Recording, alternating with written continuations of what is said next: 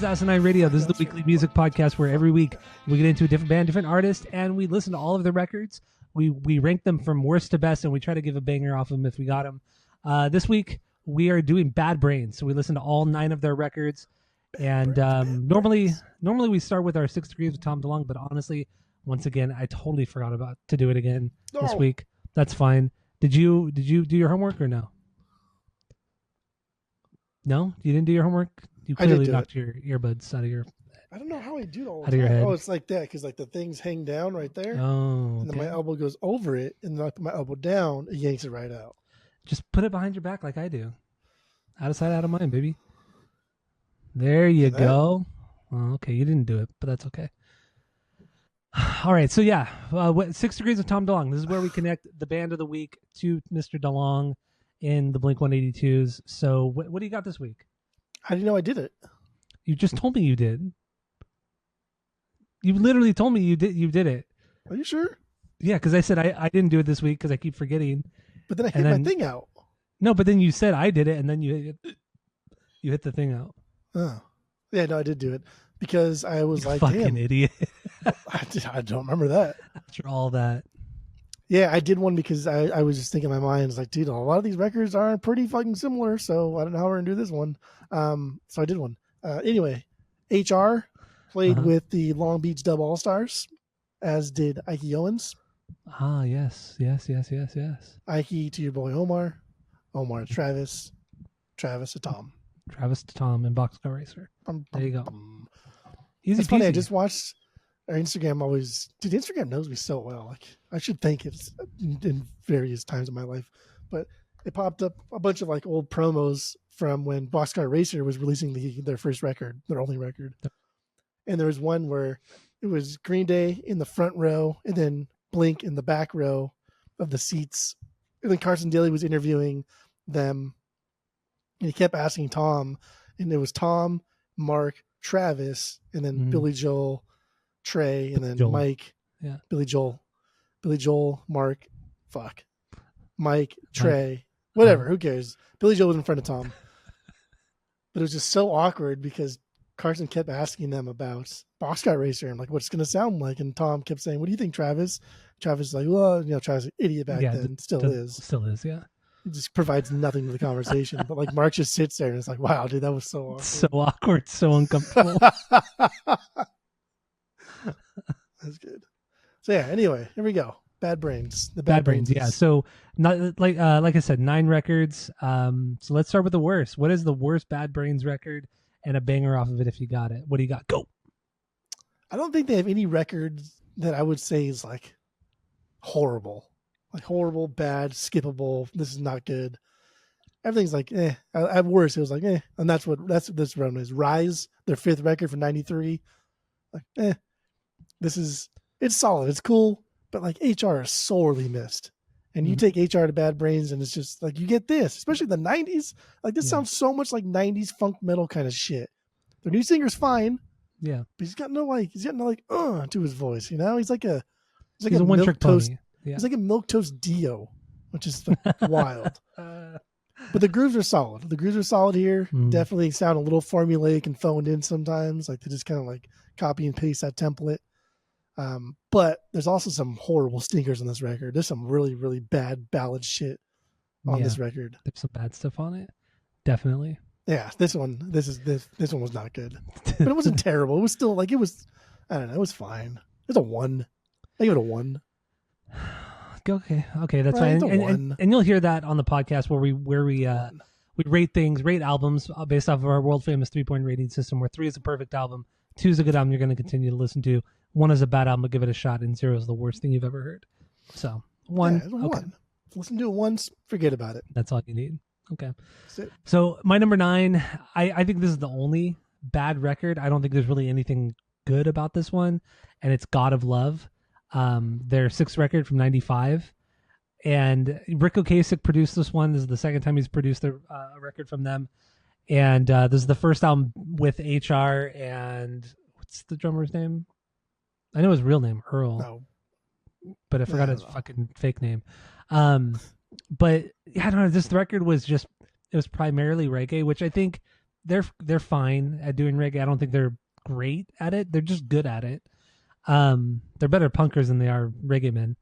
But I don't know. It's mostly all of that with some metal elements thrown in here and there, some punk stuff thrown in here and there. But I just thought it was really boring. It was either boring or straight up bad on this record. I just don't care. Wild. Did not care for God of Love at all. Okay. Yeah, did not. So what do you got for number 8? So like 8 for me is Gotta Love, but I think it's wild that you think this is worse than Rise. We'll get there when you get there. But yeah, Gotta Love, their 6th record, 95. They got HR back. But the best word, like you said, the best word to describe this record is fucking boring. Like, my God. Like, it's all mid. It never goes anywhere. It never does anything exciting. But they do get into like the heavier side of their dub and reggae sound. You know, like longer, drawn out songs, rich with like reggae grooves. But they're not like good reggae grooves. They're just like the most generic. Like, come on, it's guys. Very, very generic. Yeah, it's so no generic. Like rad bass lines. No kind of churched up. You know, really groovy drums. Nothing like that. It's just they're almost like jam songs, like stuff that you would just kind of jam to kind of like get inspirations where you're gonna go next. But like, it was silly. That's a good way of putting it, actually. And this is the first time that I'll mention it, not the last time. But dude, a lot of the times, especially on this one, HR sounds like Axl Rose. Really? I never got the Axl Rose thing. He fucking sounds like Axl Rose. And he sounds so much like Axl Rose on this record. Okay, that's fine. So God of Love is your number 9 or number 8. 8. My number 8 is Into the Future, 9th record from 2012. No banger off this one. I mean, at this point, man, this is their last record that they put out. And I've heard all this stuff. I've heard it all. There's nothing new here. There's nothing exciting here. It's just run of the mill, Bad Brains. Nothing bad, nothing great. That I really have nothing. I don't have like this is like the one record I have the least amount of notes for is Into the Future. Okay. From that's my number 8. So let's get into your number 7. Number 7, Quickness, 4th record, 89. Wah! What makes me really like this, like against Eye Against Eye, is like this is just turned up to 11, right? That same thing that they did on Eye Against Eye, they were like, hey, let's just double down on that. Let's triple down on that. Let's make the most aggressive Eye Against Eye as possible. And that's what this is. Mm-hmm. His vocals get kind of annoying sometimes. They're kind of obnoxious. The punk songs on here, they rip. They're fun. But they're kind of like, I don't know, getting way more into the Chili Peppers kind of funk sound. And that's not you guys. Like you have your own thing. You don't need the backpack on that. It's an okay album. Too much wailing, too much preaching. They also have like a highly homophobic song on here, which they don't even talk about anymore or play at all. But I think it was worth mentioning because HR did say something. I think it was HR later on when asked about it. It was honest. I was like, damn, dude, like you never hear people be this honest. He's like, yeah, I think back then we probably were. I think we were homophobic. I mean, a lot of people were. Yeah, it wasn't uncommon for people to feel that way in the 80s. Come on. It was a very common thing. Like, obviously, it's not right, but it was very, very common. So, and I thought it was like, damn, dude, that was like a nice, honest response. It's like, yes, I was that. I'm not that anymore because I grew up. Like, dude, that was cool. I like it. Yeah, I don't know. Quickness, the quickening from the Vandals. My number 7 is Rise. 5th record, finally, right? From 1993. I don't like this record. I don't think it's a very good record. I think the vocals are terrible. What's his name? Like Israel Joseph or something like Israel Joseph. It's something dumb, and I don't like it. I don't know if it's his real name or his fake name. I don't think it's his real name. By the way, yeah, I think it's a fake name. This is like you liking that fucking dude from Pennywise. That's not the singer from Pennywise. Was it Poli or some shit? What's Zoltan? Anatoly? What is it? What is it? It's something dumb, and everybody hates that record except for you. You love it. Dude, one of their best songs is on that record. Plus, I ranked that Pennywise record like midway, like through the rankings. Fucking it wasn't like I put it at the top. But no, it's a good Pennywise. It's a good record. It is. Fucking shit. So this Bad Brains record, yeah. What is it? Rise. Rise Above. Yeah, it's the vocals that I can't get into. I really tried to. I wanted to because the music is really good. There's a lot of really cool thrash stuff on here. probably one of the thrashiest albums they put out was this record. But the vocals are a knockoff Dio, like 100% a knockoff Dio. He's doing the big vibrato, and it's just, come on, man. Come on, guy. We're past we don't like Dio anyway. We think this guy's That's a true. boring Dio. Like, that's bad. I know. That's bad. Yeah, it's that's really the thing that I don't like about this. And this is 1993. You know, this is like way past, you know, all that kind of like, what is it, power metal, like 80s power metal and shit, like it's 70s power metal. It's way past all that, and you're doing this in 93 still. Come on, guy. Come on, guy. But yeah, that is. Actually, I do have a banger on this one though. Unidentified. This is the heaviest, thrashiest song they've ever written. Was this one? But I just wish the vocals were better. But yeah, this song was fucking great. Or the musically, I didn't playlist it because the vocals just took away from that a little bit. But musically, I mean, this song is fucking fantastic. A really, really cool thrash song. Unidentified from Bad Brains. Check that song out. It's killer. Good. Go for me and you. So number 6. What's your number 6 for Bad Brains? Into the Future, their 9th record. And I know you hated this one. I don't really like this record that much. I think we're still kind of in the 1.5 territory. Yeah, I'm in the 1.5. I'm in the 1.5 territory still. This is just like, I think this is, if you had to choose one record that fully encompassed their entire career and the sounds, like every sound they've ever done from beginning to end, I think this is it. Like you can't do a better job at saying this is everything we've ever done in a nutshell. They do everything here. It just, they don't do them very well. Like nothing is better than what we've already heard. Everything is always second, maybe third. Mm-hmm. So it just kind of comes off as like, meh. But like, what do you expect after 30 years, right? You release a record 30 years later from a punk band. It's just like, you're going to get this. And that's fine. I expect this, but I'm not going to like it. Yeah, it's not necessary. We've heard it all before. Nah, don't care for that it's one. Whatever. Yeah. All right, so my number 6 is Build a Nation, 8th record from 2007. This was produced by Adam from the Beastie Boys shortly before he passed away, got sick and died. And this album, it's good. Like it has some good throwback elements to the 80s punk stuff. There's a little bit more reggae on here, but it's done just better than they've done it most of the time. And I think a lot of credit should be given to Adam, because we all know the Beastie Boys, they're multifaceted. Like they've done a lot of fucking shit in many different genres, and I feel like the production on this one is significantly better than many of their records. So yeah, this is just a good balance of that reggae, metal, and punk, and just a nice throwback to the early mid 80s of Bad Brains. So it's good. I don't think I would ever go back to Build a Nation. I give it like a 1.75, 1.8 out of 3. That's what I would give it, because it's solid, but never gonna go back to it. So, what do you got for number 5? Number 5. This was a little wild. Okay. But I got some reasoning for this. Rock for Light, their 2nd record, 1983. Solid record. Off the cuff, this is essentially just like a transition record into Eye Against Eye. Yeah. So it's like Van Halen 2 versus Van Halen 1. There's a lot of things that are just kind of repeated. A lot of things are just redoing. Not that it's a bad thing, right? Because Van Halen 2 is still really fucking good. Mm-hmm. But it's just kind of caught in the middle. And that's fine. Nothing wrong with that. What perplexes me is why they chose to speed this up on. I didn't figure out that it wasn't. So on Spotify, on the remixes, this album is sped up, and then it's sped up and then like tuned up, I don't know, a half step or some shit like that. I don't know. Yeah. I don't remember what it was. But then you listen to it on YouTube and the original vinyl version, and it's fucking good. It's really, way better. Really, really good. I skimmed through the OG mix today, and yeah, I was doing them back to back. I was doing the songs back to back. I listened to the YouTube one, and I listened to the the Spotify one, and yeah, it's night and day. It is. I was shocked at how different the mix was. It was crazy. So I was wondering, and I didn't see like how, why, who did it, but whose fucking choice was that? Because if that was Rick's choice, like, bro, like I defend you a lot, and I defend all the things that you do because you do a lot of good things. But that was a horrible decision.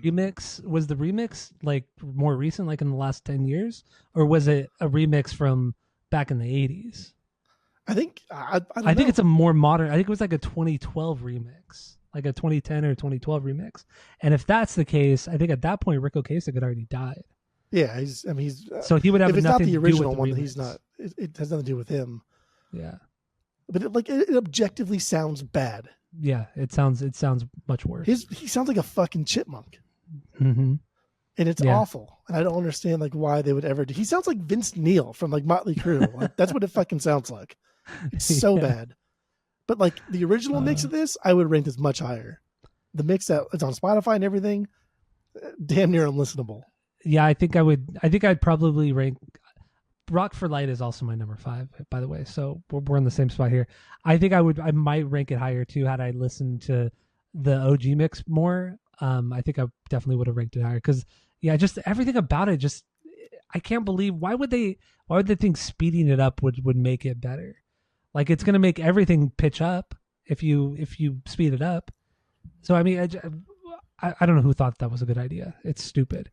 It's like it wasn't even just like synthetic thing you could possibly do to a punk and band. It wasn't even like a little bit. Like it's significant when you listen to both versions.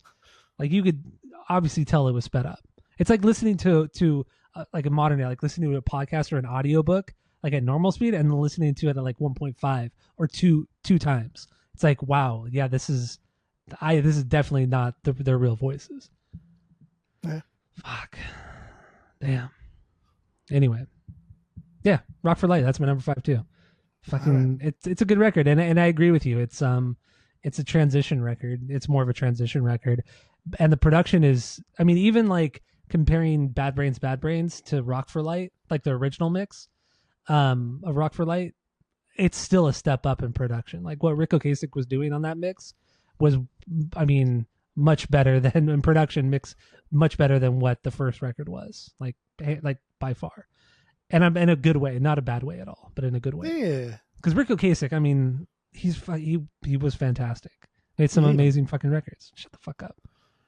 It's like one of the like early things that he did, like production wise, and so it's just like, you know what I mean. Like this is all leading up to Blue. This is all leading up to everything will be all right in the end. Sure. I guess. All right. So what do you got for number 4? Number 4, I survived. This is my 4 too, so we could both get into it. Yeah, this is cool, right? Any sort of like straightforward dub record's gonna be fun. Mm-hmm. The only knock I really have against this is like if I'm in the mood for this, I'm just gonna listen to De Facto. That's just that is it. That is the only knock I have. This is still a really, really fun listen. And they kept like most of this in-house, like production wise. I think all of the songs here were original songs. So they did everything. This is like a Bad Brain, like a true Bad Brains record. And that's cool, but it's ain't De Facto.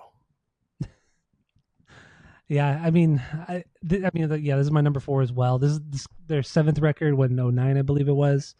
Or no, 2002. 2002. It's dub reggae dancehall. It's no vocals. The only vocals that are on there are like reused, like voice, like HR's voice, like reused because I think he was in jail at the time when they made this record or some shit like that. But yeah, like you said, I would rather if I'm gonna listen to dub, I'll go listen to De Facto. I'll listen to Scientist. I'll fucking go and listen to that Beastie Boys record, the instrumental they put up, the mix up. That's a great fucking dub record. That's a fantastic dub record. So yeah, I would never. It's good. This is a really good record, but I would never go back to it. It's just like when you listen to dub music, it's like 2 albums, and I'm like good for a couple weeks. You know, I don't need to listen to more than that. Yeah. So, but I do love dub music, and this album too is just re-recordings of old songs. So, which is cool too, because they reinvented enough to where it's hard to recognize the old songs. So. It's rad. And also, we didn't talk about Rock for Light. Like 6 of those songs were re-recorded from the first record. Yeah. So it's certainly a transition record. Very I thought of it as a very Van Halen 2 to Van Halen 1 companion piece. Agreed. So then what do you got for number 3? Build a Nation. You don't like this one.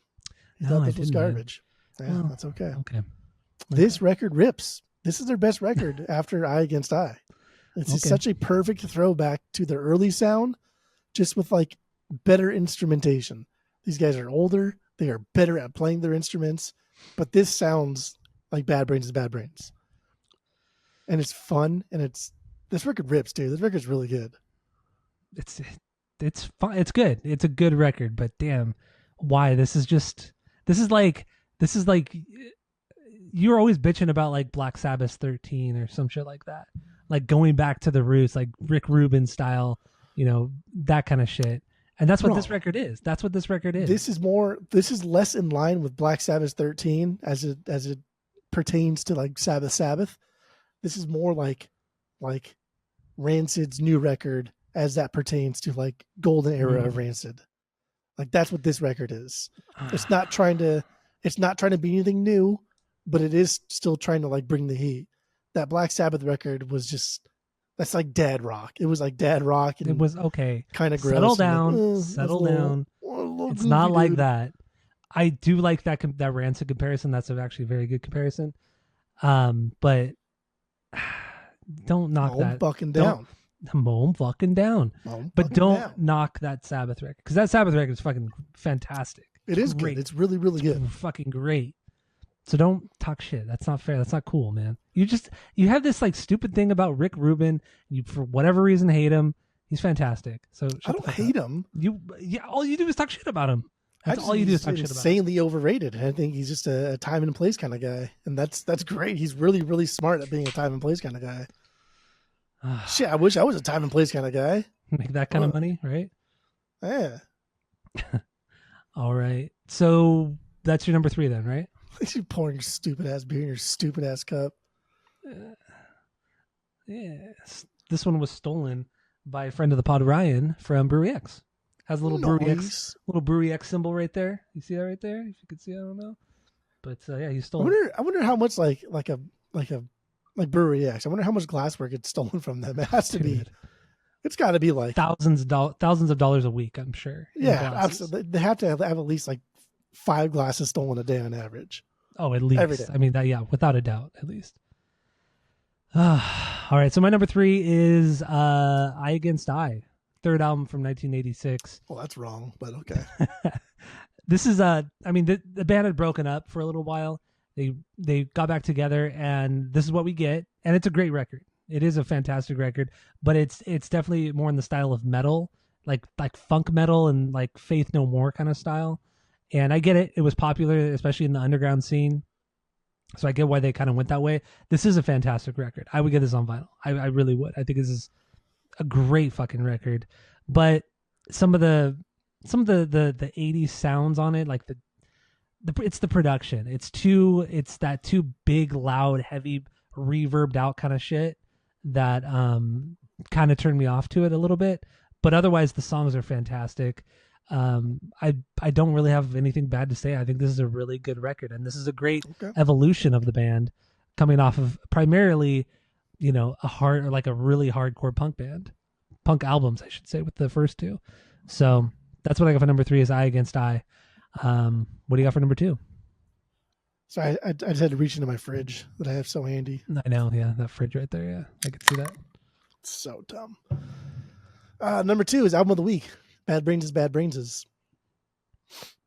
All right, my number 2 is Quickness, 4th record from 1988. Wild.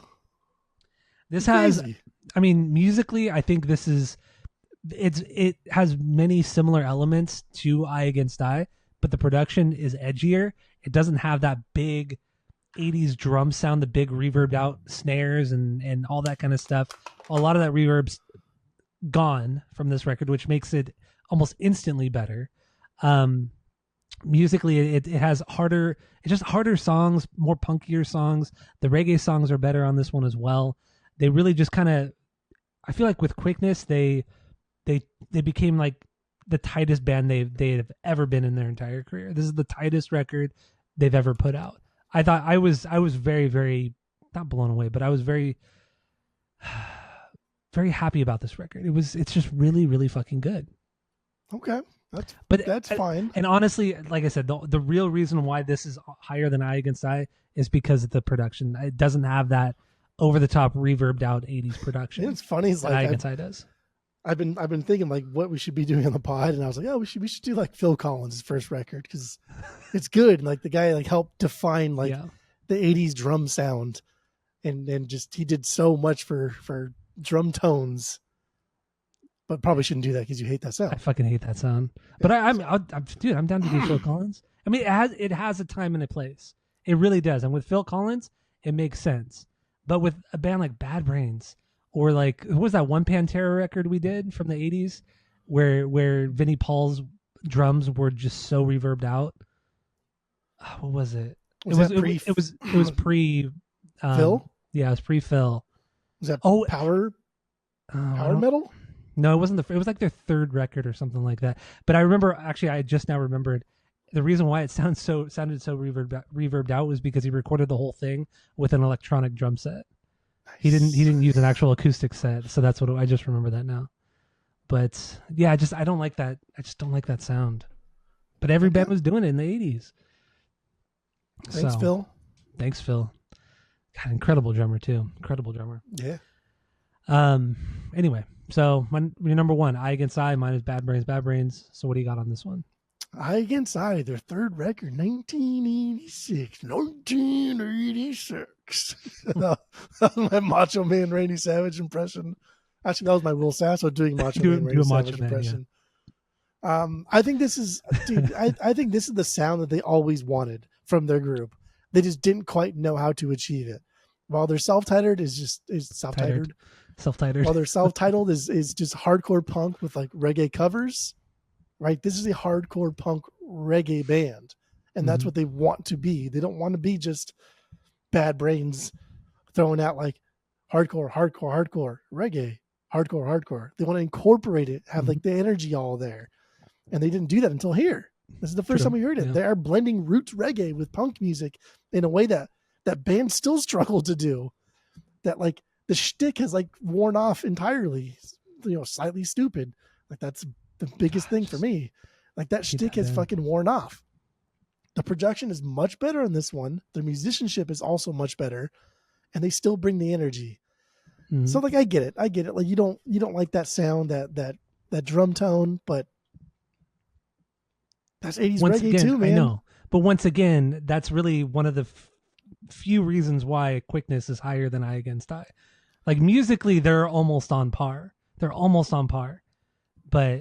it's just that production that just puts Eye Against Eye a little bit lower. And I'll get into why I like Bad Brains so much and why it's my number one, but that's for the main episode. I think I guess I will get that in my wrap up later on. But yeah, this is the title track for this, Eye Against Eye. That's the best song on this record. I love the way he sings it. It's whiny and punk, but kind of in a rock star way. Mm-hmm. And I think like HR really fell into his rock star own at that point, and he stopped being like a shy front man and became like he embraced the front man status. Because a lot of stuff in Bad Brains, he's just rushing through those lyrics. He's just writing things down and he's rushing through them and he's slurring his words because he doesn't really want to be a singer. But now he is. He doesn't give a fuck. Yeah. It's a good record. It's their best record. Third best, but we'll get you there someday. We'll get you there. So thank you all for listening. Go to Spotify, Apple Podcasts, give us 5 stars. Share the post to all your friends. If you're watching on YouTube, smash that subscribe button. Stay tuned for the main episode because we are getting into Bad Brains' first record, self-titled record from 1982. So that's it. That's all.